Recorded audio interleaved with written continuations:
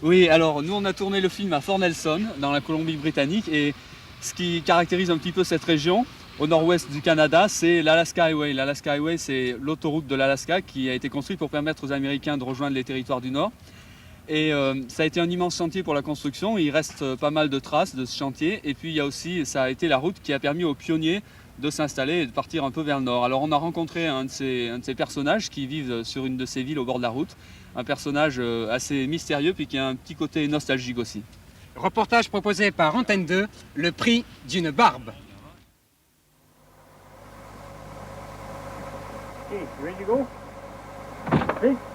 Les Broms sont venus s'installer à Fort Nelson au début des années 50.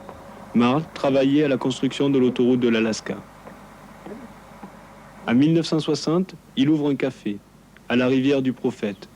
Aujourd'hui, il est employé au service des eaux de la ville de Fort Nelson. Depuis ce temps, Marl s'est entêté à construire un musée. Maintenant, le rêve devient réalité et l'histoire qui attend toujours trop longtemps n'attendra plus que l'on vienne la déterrer. Marl Brown, président de la nouvelle société historique de Fort Nelson, considère qu'il n'y a pas de temps à perdre. Au début, cela n'a pas été facile. Il a fallu trouver des fonds pour la construction. Plusieurs fois l'an, nous organisons des fêtes et les gens sont toujours très enthousiastes. C'est ainsi que leurs dons ont rendu possible la réalisation de notre projet. Tous les ans, au mois de février, au cours d'une grande fête, nous simulons une attaque à main armée de la banque de Fort Nelson. L'an dernier, nous étions une dizaine à participer au hold-up. Nous sommes tous montés dans ma vieille voiture de 1926 jusqu'à la banque.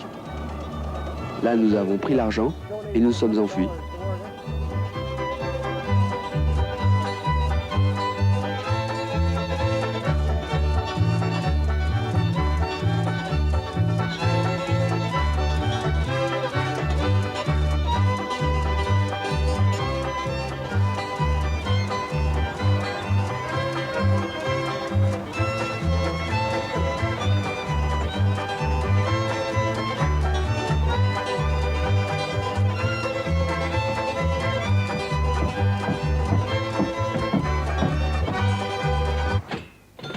Ceci, c'est une caisse enregistreuse que j'ai récupérée dans un café qui s'est installé sur le bord de l'Alaska Highway.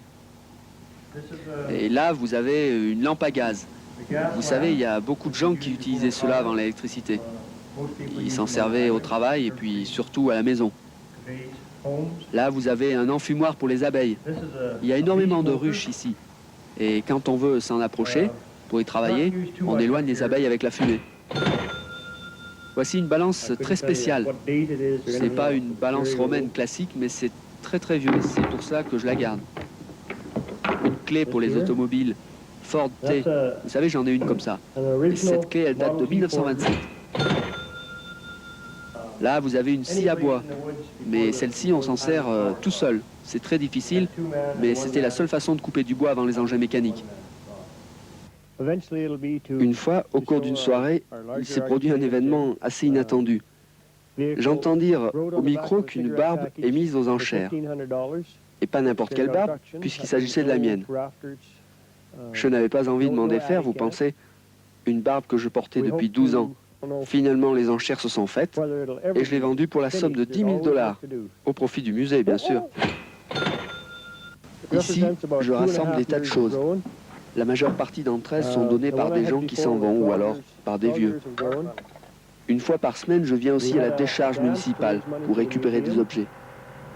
Les gens jettent vraiment n'importe quoi, souvent même des objets en bon état. Ensuite, au cours d'une journée un peu spéciale, je mets tout sur des tables et les gens achètent ce qu'ils veulent. Nous nous fixons un prix et s'ils ne sont pas d'accord, ce sont les gens qui font une offre. Cet été, Fort Nelson aura son musée. Et chaque jour, un peu plus d'histoire nous glisse entre les doigts. Ce qui est parti et tu n'y peux plus rien. Mais que Marl se rassure, son histoire est en train de se faire. Et si les camions qui passent aujourd'hui sur la route de l'Alaska n'ont plus rien à voir avec ceux de ces premières années, qu'ils pensent à ceux de demain, car l'histoire ne s'arrête jamais.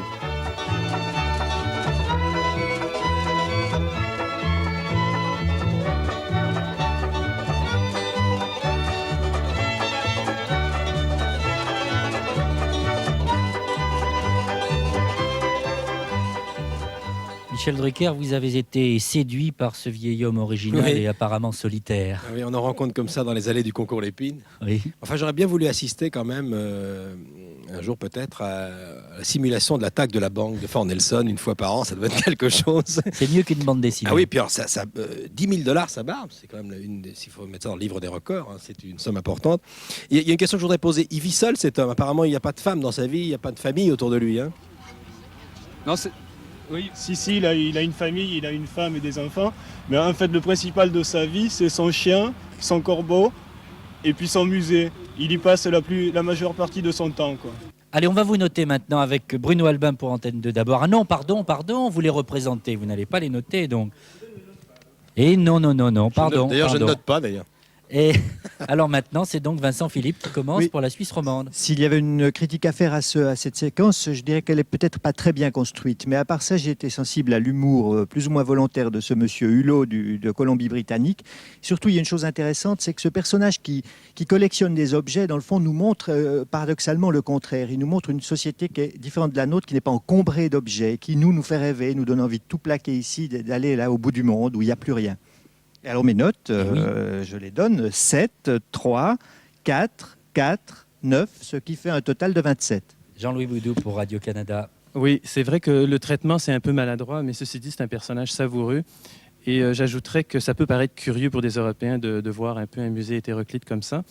Mais il faut comprendre qu'on fait l'histoire avec ce qu'on a et qu'elle est jeune, notre histoire. Alors, les notes, c'est 8, 4, 3, 4, 9 pour un total de 28. Sophie Equet pour RTL Télévision. Oui, beaucoup de tendresse au travers de ce personnage, la nostalgie des pionniers à laquelle finalement on est attaché peut-être au travers des films qu'on a vécus. En tout cas, bravo les gars. 7, 4, 4, 4, 9 pour un total de 28. José Sacré pour Télé Monte Carlo. Alors 8, 3, 3, 3 et 8, ce qui fait un total de 25. Et un global de 108.